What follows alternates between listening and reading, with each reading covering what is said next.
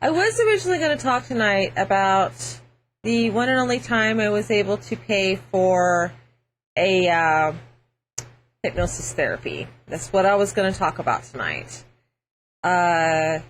Because something reminded me of the event, and I thought, considering that story involves the difficulties of being someone with my particular type of mental matrix, which is the only way to describe it, that the handlers have handed me. Talking about the difficulties of that and an implant. and at a convention. Yes, at a convention. But I think you guys would be a lot more interested in hearing about something that actually I was questioned about by someone who is trying to be in contact with everybody with the Fishbowl or whatever. And it is a thing you go through. I don't know if everyone goes through it. I just know I do. And I have to do it every lifetime. It's not fun. And it's this thing that I have to go through in order to take my seat in the bowl, in the fishbowl, the council on high, whatever you want to call it. I'm not sure how to begin, though. It's difficult. So I guess I'll just try to go through the life stages. And unfortunately for me, a lot of my life stages were tampered with because of the whole MyLab situation. But there are the early stages where I had the old handler, but on the side, I also had the councils. There were these people, and for the longest time, I didn't know what they were, and it took me a while to figure out that they were a council of people. The mainstream thoughts on your spirit guides and everything. So I thought spirit guides, and I thought they're angels. I'm talking to God, and turns out they were a council with a council on high.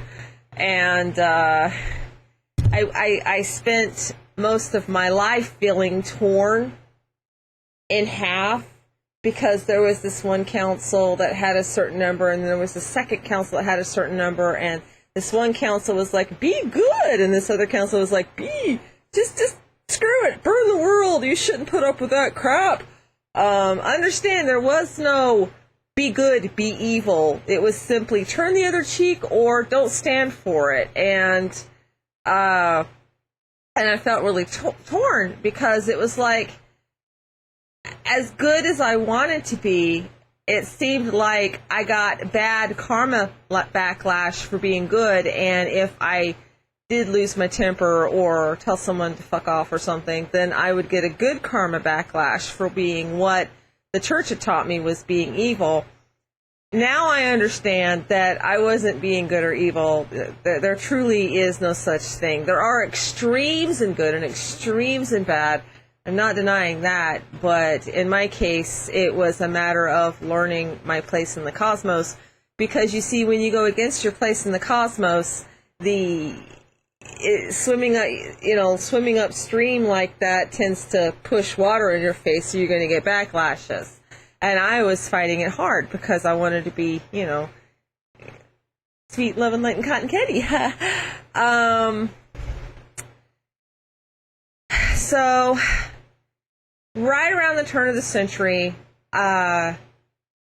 which is when I told you guys, which is, is whenever I decided, all right, I'm not fighting this anymore, because I didn't want anything to do with the fishbowl for the longest time, because I knew that what I had to do was great responsibility. It was going to take a lot out of me. I knew that it was going to be very serious, and I was anything but serious. You guys think that I'm not serious now, okay? I am one of the people that in the old days on the internet, I typed "me too," and that was my profound response with stuff. Okay. And there are a couple of events actually dealing with that in the old Jaded in Jacksonville files that I still haven't posted. I will find them and continue to post them. I know I've stopped doing that. But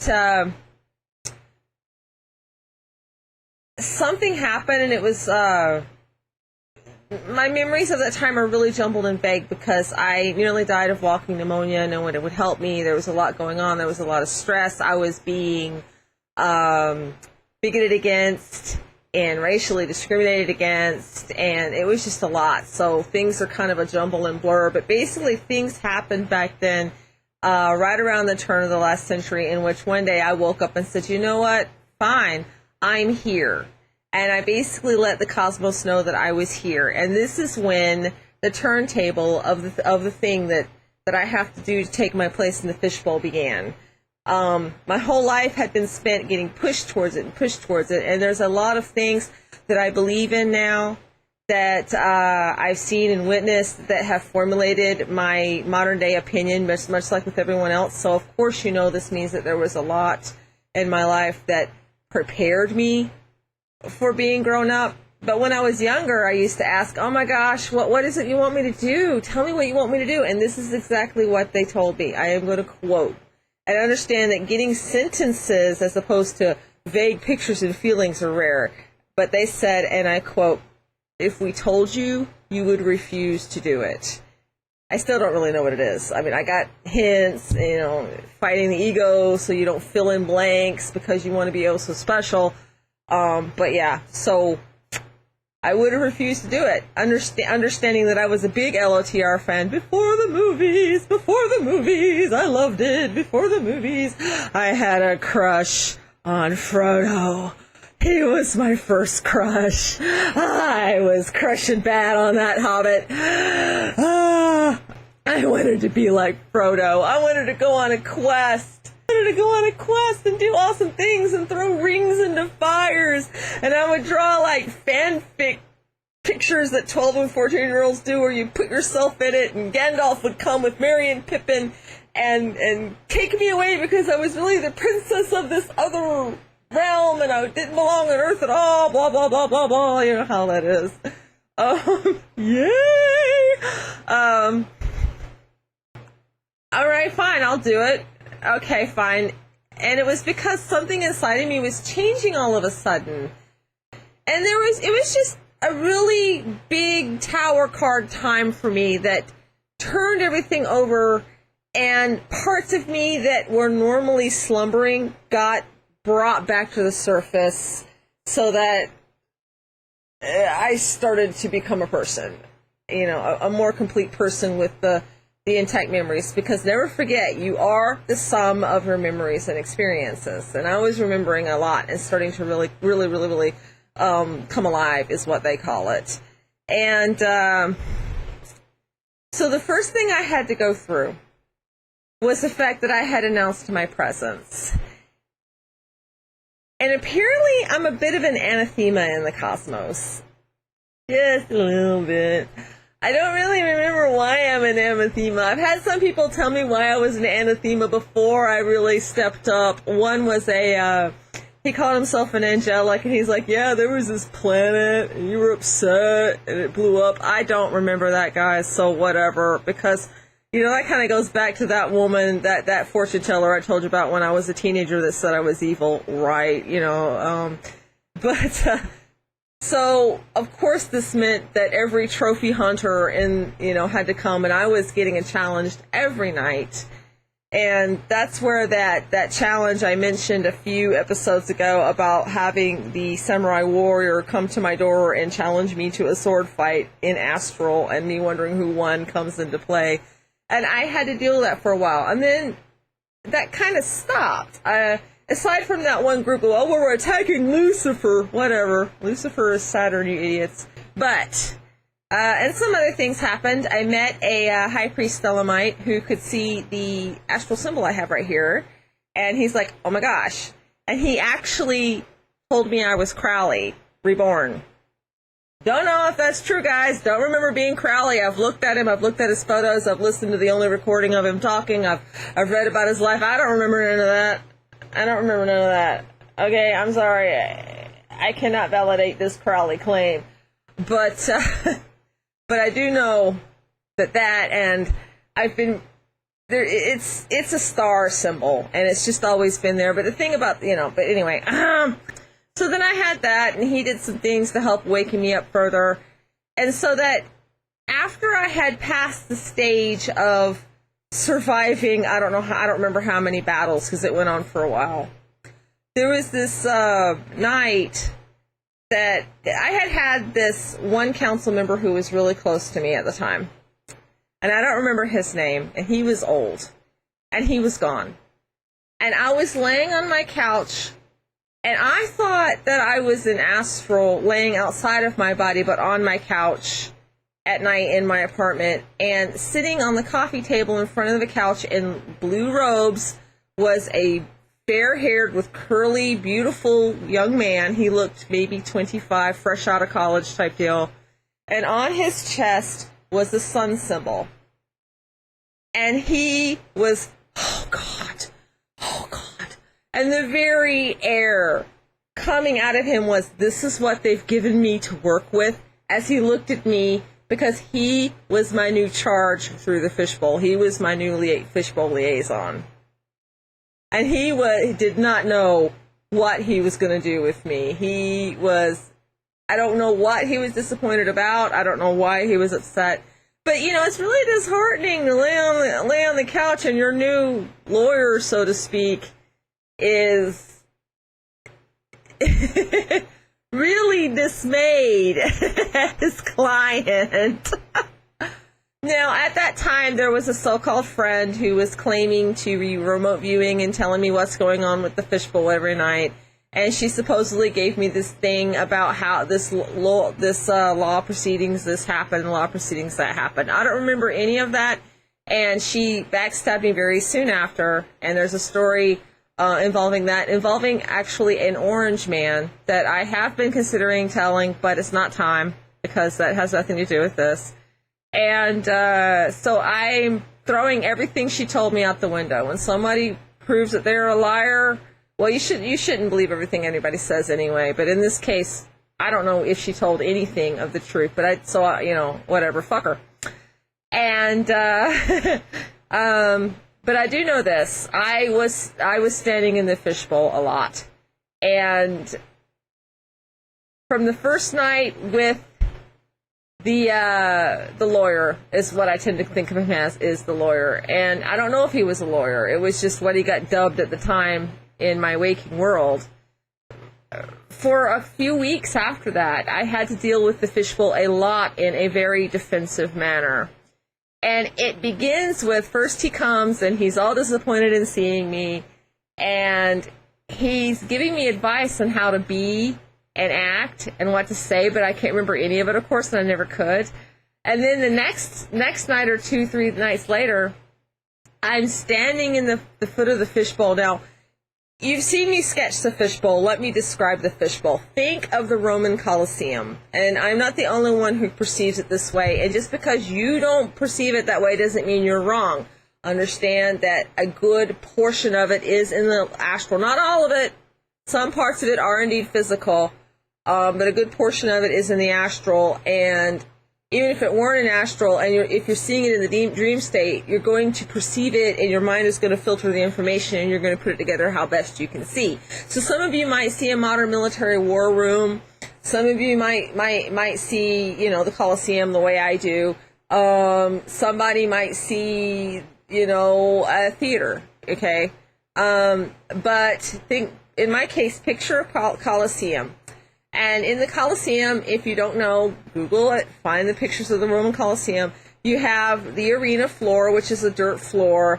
And then you have, this area where there's an entrance back and forth where the gladiators and the animals used to be kept and go back and forth. And then you have stairs, and then there were rows and rows and rows of seats, just like a modern-day football stadium, which is kind of where they got it from.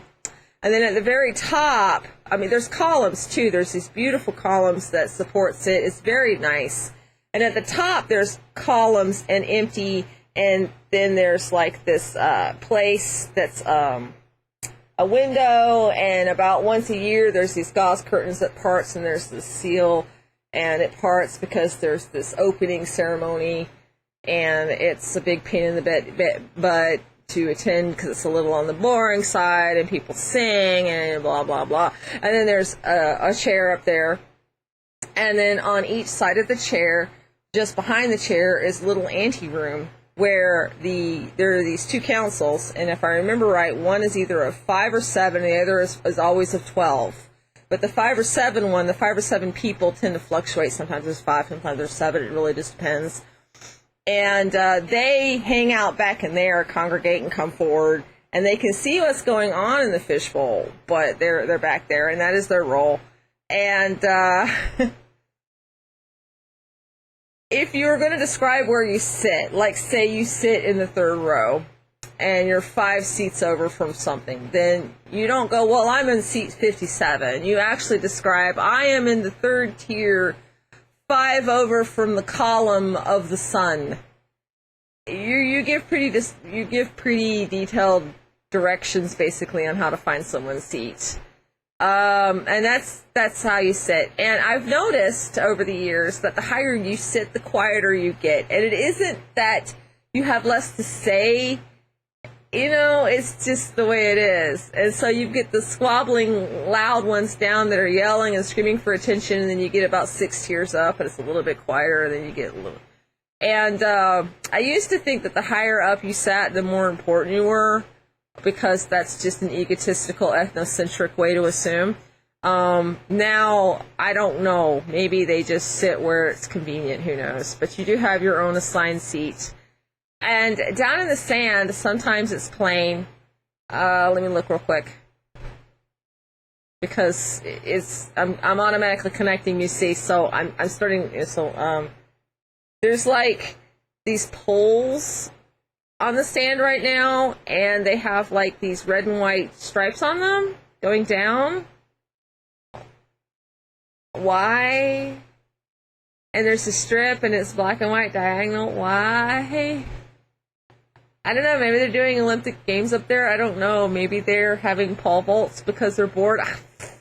But anyway, when I was going to the Fishbowl, the first time I actually connected the Fishbowl to the point that I got to see all of it after all these years, because it had always been this vague feeling, but I never actually got to see it. I'm standing in the middle of the bowl, and I cannot remember exactly what I said. It's a shame that the dream diary I kept on the cloud is gone. But I do remember saying something to the effect of, all the eyes can see me now. And the bowl was full, which isn't common, by the way. It's not normally full to the brim, but every seat was filled, and there were these eyes all on me. 360 degrees of being stared at by hundreds and thousands of eyes, and I remember as I looked up, at first, they were just people, and then the eyes got accented and they became big and glowing and huge, almost like alien eyes, because they were focusing on me. So I'm perceiving these giant eyes, which is, and that was really disturbing that night, to realize that because I had stood up and said, yeah, here I am, whatever, this act that at the time I was doing for myself, I needed to affirm my existence. I needed to feel strong. I needed to say, you know what, I'm tired of hiding. I'm tired of being incognito. I'm right here. So what? I didn't realize at the time that it would get that much attention, and it was disturbing. It was so disturbing.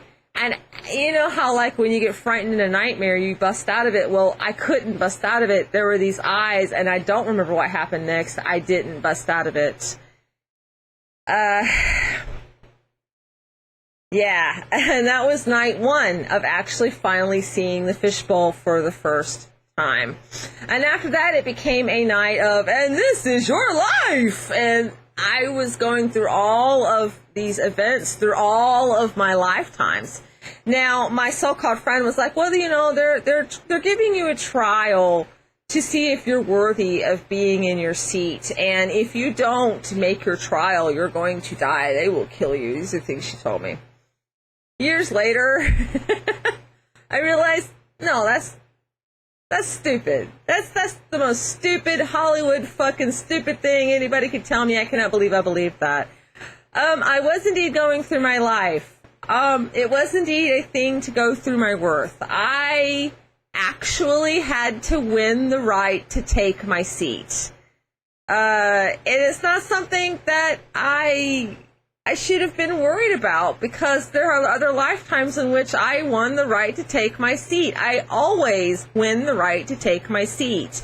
There is someone I went to, I've been to like a couple of past life regressions, very failed attempts to, connect over the years. And there was this one time, the woman that was also from Atlantis, that remembered me when I accidentally knocked over the tower and screamed "you" at me. She had said, "I don't understand.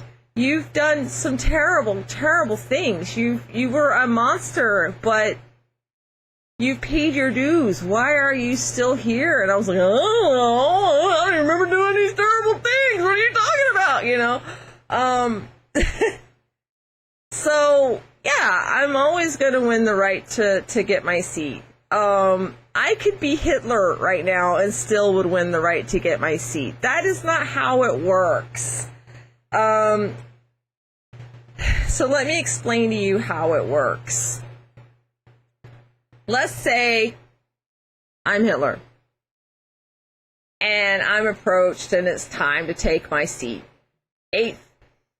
Eighth tier by the pillar of the moon, 2 seats over from the 5th pointed star of Zeus or something. I made up the last part. And it's like, this is your life. And they take your events and they don't go, these are the good things, these are the bad things, let's see which one's heavier. They go, can you justify this event? Well, what about this event?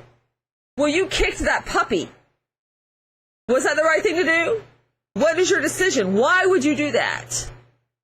And it's determining how you're going to fill your place. It's determining who you are. It's making you reassess everything. It's making you fill your seat, basically, because you're imprinting into your seat. Now, if you're someone who are like, I don't know, whatever, and you could never even face the events and the facts and the fact that you had lived a life and made mistakes or made good decisions or whatever, I suspect you would not get your seat. Because in order to connect that way, you've got to connect with yourself. You are part of your seat in the fishbowl. So yeah, I'm always going to win my seat, and Charlie's always going to win his seat, and Barbara's always going to win her seat, and Global Glopple is going to win his seat over there on Mars. Okay, providing that you are willing to connect and imprint properly. So I knew that I was going through my life every night, but unfortunately I couldn't remember. I just knew every day that I woke up, oh God, what now? And it was really harrowing. Because I was going through all this stuff and I had been told that my life was in danger. And all I knew was there are these bad things. I know are these bad things because everyone tells me I'm a bad person. I don't remember being a bad person, but everyone tells me so. And it was a very frightening, terrifying time. And then one night I woke up at peace. One day I woke up at peace.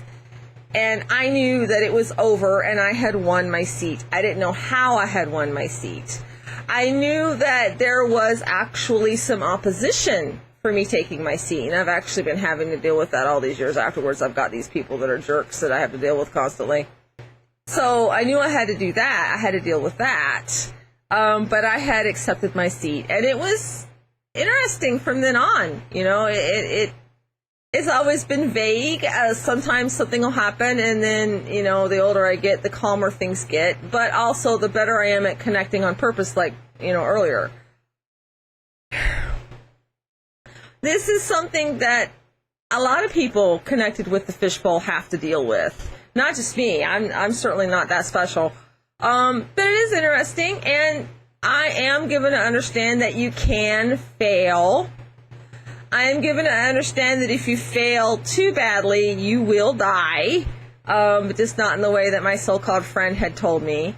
It's not a punishment, it's more of a removal. When the Great Conglom, which I know that video's up, when the Great Conglom happened, and I believe in that video I explained that, let's say there's a role that it is your job to be the teacher to, you know, the next the next Messiah, and you're going to be the teacher that brings this person about. You are going to be Chiron. Just in case something happens to you, because it can, there's a fail-safe. There are 4 other Chirons selected. So there's you, and then thing 2, then thing 3, then thing 4, then thing 5, and you're all in order, sequential. And let's say that thing 1 has died, and now it's your turn to take your role, but you fail. The problem is you're in the way. I can't remove you off the hand, so you have to be removed in some way. Now, normally this happens by just completely making you mundane, making you go to sleep, then you go about your life, and, whatever. Or I've actually known a couple of people over the years that they refused to accept it when their time had come. They came to me begging me, please activate the fishbowl for me, I want my seat. And they realized, well, I don't want to do this. And so they want it out, and then they realized, oh, I feel so displaced, which you do. Something's missing, I want my seat back. But it was too late because Chiron 3 was now in the seat. Okay, so you get removed that way, but sometimes things just go so wrong, you need to be removed physically. I do know that in my case, I was in a larger amount of danger than, say, Billy Bob down there, who the worst thing he's ever done is step on a fly. But I don't remember why. I just know that I'm a bit of an anathema in the universe, and I get told a lot to behave. Whatever. And, so that is how you get into the fishbowl. It doesn't make sense, does it? I'm sorry. I tried. It's really hard to describe. So let me just sum up. You're groomed through your life, and the time comes. And first you must stand on the stand and be recognized. This is after you're handed a new lawyer. And then you go through this process where this is your life, and you're going through things, and you're finding your place, and you're imprinting your energy into the bowl, and you're finding your seat, and you're molding it, and you're becoming one with the others, and you're taking your place, and the energies are flowing around you, and that your entire life energy is being used for this very painful act over and over on you, yin and yang, back and forth, until you are able to take your place. Much like in the thelemic ritual where you are crossing that final abyss, sometimes, if you don't know about that, there's this tree of life that this is the Thelemite. The Thelemite priest explained this to me. They have this thing where they're going from place to place in the tree of life, and then there's the final abyss. And there is a thing that if you find someone who's a little out of it on the street, be kind to them, for they may be a brother, because you don't always cross the final abyss. Incidentally, you can look at a lot of our Illuminati movie stars and pop stars to see people who don't cross the final abyss. And so the crossing that final abyss is difficult and dangerous. And you may not make it. You may not make it with your mind intact. But if you do make it, oh, wonderful glory and riches. That's the best I can explain it. I am not a Thelemite. And so much like with crossing the final abyss, it's dangerous to take your seat. And some seats are more dangerous to take than the others. But isn't that just life? I mean, come on. And so you've got to cross that final abyss to get to your seat. Then you get to your seat. And no, it's not all gold from there, because from there it's serious time, and you can actually feel yourself change. And I don't mean, oh no, I'm turning into a werewolf. I mean, oh my God, I'm mature. And you mature up and you grow up. And it connects a lot of the stuff in your brain, a lot of neurons connect, a lot of things come alive, and you feel yourself leaving people behind. Or rather, sometimes you feel like maybe they've left you behind because they're more interested in football. Meanwhile, you're like, well, I really need to see when the next earthquake is. This is more important. And that is how I got my thing in the fishbowl. In an odd way, it is kind of tied to the only past life regression that I was able to save money to actually get, that turned into the nightmare of my life and has me spooked forever on the matter. But This jumbled story has went long enough. I will try to remember to tell it later.